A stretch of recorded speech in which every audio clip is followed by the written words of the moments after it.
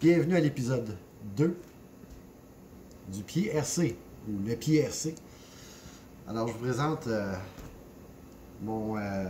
un de mes projets, quand j'en ai plusieurs. Il y a plusieurs d'entre vous qui l'ont suivi sur Facebook en photo. Et là, je vais vous montrer un peu qu'est-ce qu'il y en a. Donc, en dessous, c'est mon slash 4x4. Et le problème avec ce véhicule-là, qui est un véhicule absolument extraordinaire, c'est les carrosseries d'origine qui viennent avec. Ça. C'est comme un parachute. Quand le véhicule va à vitesse, l'air se ramasse en dessous, puis il a tendance à lever. Et aussi, on va voir. Tout cassé ici, là. Ça dure pas longtemps. Mais c'est quand même dispendieux, ces affaires-là. On parle d'entre 75 et 100 pièces. Fait que ça m'écoeure un peu. Donc, je voulais avoir une solution originale et plus durable. Donc, on y a été avec du métal. Ça, c'est le gros de la carrosserie est fait avec de l'aluminium qu'on utilise pour faire les toits. Tu peux acheter ça en rouleau là, chez Canac, Renault, peu importe. Ça coûte pas cher. Et en plus, moi je travaille chez Multiplast à Québec. Et on a plein de stocks qui se ramassent à la récupération. Donc, j'en avais déjà, mais j'ai rajouté un petit plus. La partie du devant est ici. Elle n'est pas en aluminium, elle est en acier.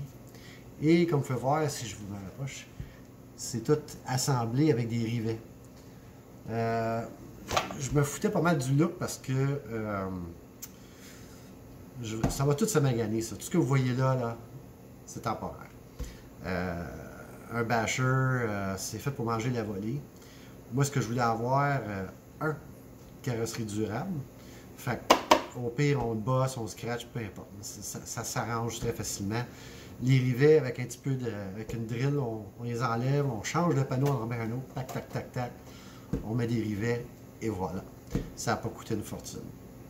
L'autre aspect, l'aspect aérodynamique. Comme vous pouvez voir, ici, l'air va pousser en bas.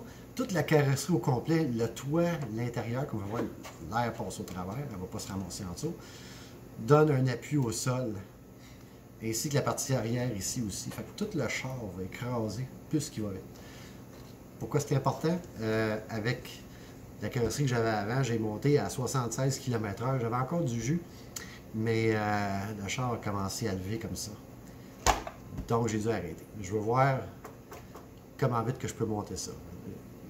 Mon but, 100 km/h. J'espère. Enfin. Donc, j'ai basé mon modèle parce que ça, c'est... on trouve ça aujourd'hui, on appelle ça les stocks modifiés en NASCAR. C'est la genèse du NASCAR. Les gars achetaient des chars, puis les règles, il n'y en avait quasiment pas. Et la classe est restée jusqu'à aujourd'hui. Puis au début, c'était des véhicules des années 30, puis ils enlevaient les ailes. Mais là, avec le temps, avec les nouveaux modèles, bien, ils gardaient juste la partie arrière du véhicule, puis là, devant, c'est juste pour mettre de quoi par-dessus le moteur. Moi, j'ai été inspiré par une Pinto, mais je voulais pas faire une Pinto parce que, c'est un Ford. Et l'autre affaire, c'est que la structure de la carrosserie ici est très mince. Puis le toit, c'est la partie la plus faible du véhicule. Puis, croyez-moi, ça va faire du toit à ce char-là. Un basher ça ramasse toujours sur le toit, éventuellement. Et parfois à vitesse. Donc, fait que ce que j'ai fait, je voulais quelque chose de plus original. Puis j'ai décidé de baser ça sur une Toyota Corolla 1972. Ce que j'ai fait, j'ai pris un dessin de profil du véhicule et j'ai pris le wheelbase, c'est-à-dire d'un point à l'autre du véhicule d'origine. J'ai divisé par 8, parce qu'un slash c'est 1/8e. Puis ça m'a amené ce design-là. Fait que j'ai juste pris cette partie-là de la voiture. Le reste, ça c'est fait sur mesure pour clairer la suspension. Et ça a donné aussi un peu moins large, ce qui permet aux roues d'être exposées. Ce qui est pratique avec ça, c'est qu'avec une carrosserie conventionnelle, toute la cochonnerie, garnotte, boîte, peu importe, ça ramasse tout à l'intérieur sur l'électronique du véhicule, dans les cracks, puis c'est vraiment pas le fun. Ça tient avec le super système de ProLine, que c'est des vis, c'est pas des clips qui revolent pour rien. Je vais vous montrer le dessous ainsi que c'est quoi qui se passe avec le véhicule comme tel. On va montrer ça un petit peu plus proche. Donc, le support arrière, c'est le stock du Slash. J'ai pas eu à modifier. Le même positionnement. Par contre, à l'avant, j'ai dû faire une monture sur mesure parce que celle d'origine, elle dépassait chaque bord. Ça ne marchait pas. Donc, ça, voilà, on va voir en dessous du métal. La petite bosse ici, c'est mon pilote. C'est à l'intérieur, que j'appelle Mad Max. J'ai fait des petites fenêtres, c'est juste parce que quand ça va se ramasser dans la boîte, cette affaire-là, c'est pas facile à nettoyer, le petit bonhomme. J'essaie de le garder un peu propre. J'ai pas caché les rivets parce que ça donne à rien. Puis en plus, ben, ça a l'air cool. En tout cas, moi j'aime ça. Puis c'est à moi, puis je fais ce que je veux avec. C'est le principal. Fait que ça vous donne une petite idée comment je me suis pris à l'intérieur. À l'arrière, la partie-là, j'ai fait comme en deux parties pour lui donner un petit peu plus de force structurelle. Puis en parlant de structure, le toit étant la partie la plus faible, j'ai fait un genre de roll cage avec un autre bout de tôle qui est tout connecté ici avec les rivets en haut et en bas. Fait que ça rajoute un peu de rigidité. Enfin, l'expérience sur le terrain va nous dire qu'est-ce que ça a l'air. Donc, le Slash 4x4, présentement non fonctionnel parce que j'ai encore la transmission à refaire, drive shaft. Le pare-choc avant, c'est moi qui l'ai fait. Un genre d'ABS. Encore de la récupération. Il va falloir que j'en fasse un pour l'arrière aussi qui n'est pas encore fait.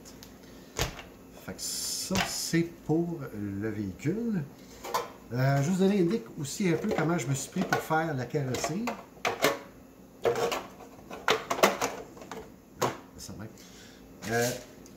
Je commence par du carton. Fait que je fais mon morceau en carton. Et je me mets des notes pour faire tab, parce que le morceau final, il va avoir quelque chose qui va sortir pour replier. D'autres pièces arrivent, puis on peut avoir des attaches comme ça. Il faut donner des places pour pouvoir mettre nos rivets. Un autre exemple, mon pare-choc avant. Ça, si je me rappelle bien, oui, ça c'est le toit. Le toit. Fait que on fait tout ça en carton, simple de même. Pour ce qui est des décorations, ça c'est des stickers qu'on achète au Hobby Shop. Pour ce qui est des chiffres, ça a été peinturé à canne, bien ordinaire. J'ai fait le design moi-même pour ensuite le mettre sur un gros masking tape, coller dessus, shooter avec de la peinture gold chrome. Puis le contour bleu, ça a été fait au crayon. Vous pouvez acheter ça à l'Autopark, des crayons de peinture. Simple de même. Fait qu'on essaie de garder ça simple, pas compliqué parce que ça va manger la volée. Donc, fait qu'en gros, c'est ça le projet. Qu'il reste encore des petits détails à mettre dessus. Puis je vous tiendrai au courant. Puis aussitôt que il fonctionne, mais bien sûr, je ferai une petite vidéo pour vous montrer ce qu'il est capable de faire. Sur ce, à la prochaine. Merci d'être venu. Vroom! Yeah!